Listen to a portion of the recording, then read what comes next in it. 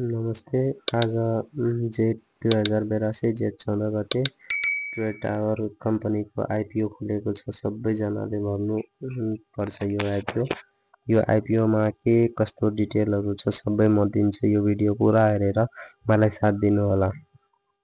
यसमा इस्यु गरेको unit 32,96,505.19 unit रहेको छ भने यस कम्पनीको नेट वर्थ 113.33 रहेको छ।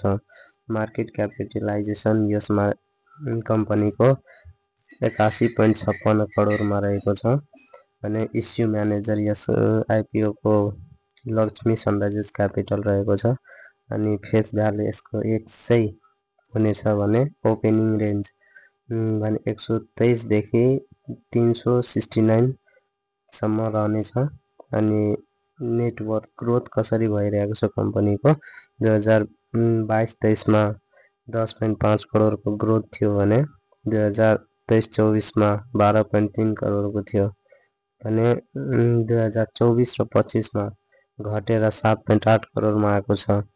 यस कम्पनीको बुक भ्यालु 123.09 रहेको छ भने यसको price to book value PB रहेको छ 0.81 अनि यस कम्पनीको इपीएस भनेको अर्निङ पर शेयर 65.42 रहेको छ भने हामीले एप्लिकेसन रेन्ज भन्दाखेरि 10 देखि 1000 सम्म भर्न सक्नुहुन्छ।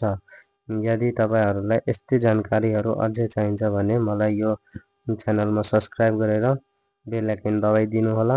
धन्यवाद। Thanks for watching.